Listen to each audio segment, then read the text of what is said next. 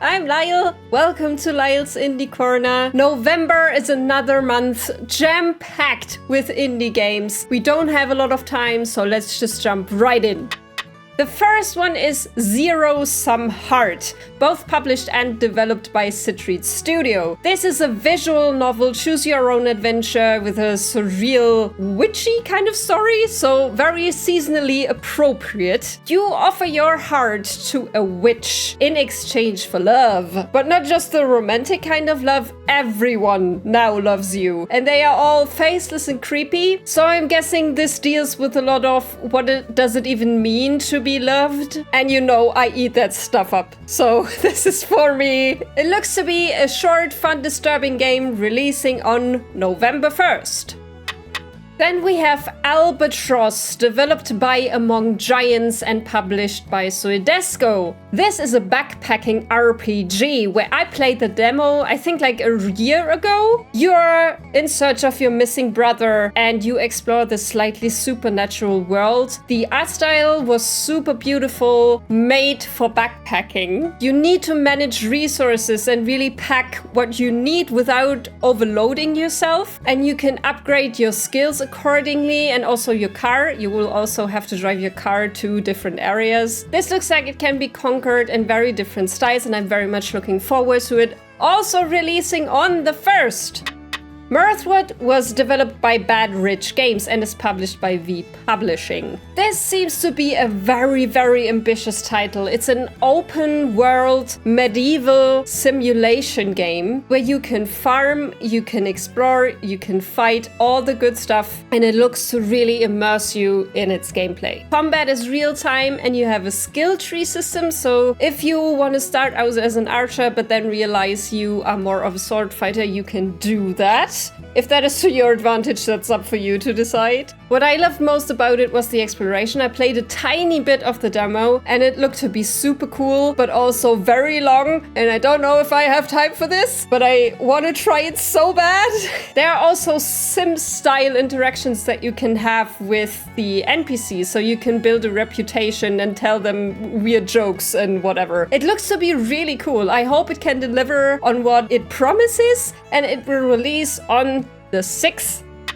The next one is a very, very unique title called Death of the Reprobate, both developed and published by Joe Richardson. It's a point-and-click adventure game that looks like a medieval painting. So you have all the kind of weird proportions at times. It can be hard to gauge distance. I played the demo for this and I absolutely loved it, but I have to mention that it's very, very crude. You have to like this style of humor or you will bounce off of it quicker than you can imagine. For some reason, like in every screen that you get to, you can scare a bird. I don't know what that is about. Maybe that's an inside joke I'm not getting yet. The visuals alone are just such a big selling point for me personally. I can't say it any other way, and I'm very much looking forward to the release on the 7th. Chicken Police Into the Hive, developed by The Wild Gentleman and published by Joystick Ventures, is the sequel to Chicken Police Painted Red. This is a visual novel detective game with anthropomorphized, that is the word, right? Animals. What makes this one really stand out are the characters. This is very much noir. The voice acting is great. Sonny and Marty in particular, our protagonists, are just amazing, and I can't wait to dive into this world more. The Wild Gentlemen have like a whole cinematic universe in this specific setting, and Into the Hive is the next entry in that, releasing also on the 7th.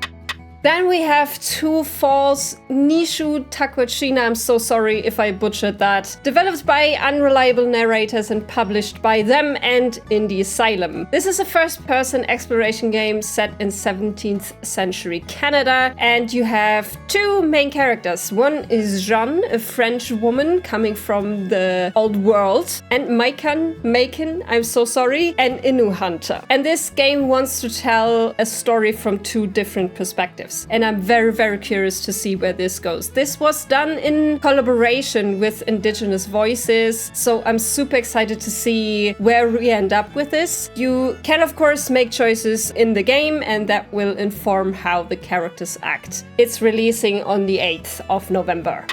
Then we have one of my most anticipated titles of this year, The Rise of the Golden Idol, developed by Color Grey Game and published by Playstack. This is, of course, the sequel to The Case of the Golden Idol, and if you don't know what that is, you should absolutely check it out. It's the best deduction puzzle game that exists out there. I played the demo for the second one. It's just as amazing as the first one, and I can finally move the windows around that I need, and that will make some things a lot easier. I can already tell you that much. It is set 300 years after the first game, and of course the Golden Idol has kind of fallen into mysticism, and now it's resurfacing. This is very much a Game of the Year contender for me, and it releases on the 12th of November. Mindcop, developed by Andre Gerais and published by Dear Villagers, is another puzzle game and a non-linear whodunit. So you have this guy who can dive into people's minds and find out some lies, some truths. Very cool mechanic. You have 5 days to figure out who did it. And every action you take takes time. So you have to think about who do you want to question, where do you want to go, what evidence do you need. We will have 2 distinct endings to discover, and this one releases on the 14th. Miniatures, developed and published by Other Tales Interactive, is a very odd game. I don't really know what I'm expecting from this, but it just looks so intriguing. You have these 4 childhood toys that trigger 4 different memories, so I think it's like 4 chapters. It will be very short, only 45 minutes, but it just looks like something that could really speak to me. I like to be just a little bit pretentious every once in a while, and this game looks like it can scratch that particular itch. And it's releasing also on the 14th. And because we hadn't had enough thinky games, here's another one, Follow the Meaning, developed by High King Mind Studio and published by Second Maze. This is another really short one, a little bit longer than Miniatures will be, a point-and-click adventure set in a very surreal town. It looks very British to me, and the citizens of this island are ruled over by the hospital, and everyone who goes there loses their memory. And now it's up to you to find out what's really going on. I'm pretty sure we'll get memory wiped at the end. That's kind of the setup here. And we'll end up as one of these citizens. I played the demo for this as well, and it's exactly as odd as you'd think from the trailer. Follow the Meaning releases on the 15th of November. Next up is Neon Blood, developed by Chaotic Brain Studios and published by Meridian Games and Astrolabe Games. This is a cyberpunk adventure where you as the protagonist start some sort of revolution to get more equality into the world that he lives in. And I'm not gonna lie, what intrigues me the most about this game is the art style. The pixel mixed with the 3D backgrounds. It's just so stylish. This is gonna have detective mechanics and also turn-based combat, which I'm very curious about. But I just want to have a good time in this really cool neon-looking world. And it releases on November 26th.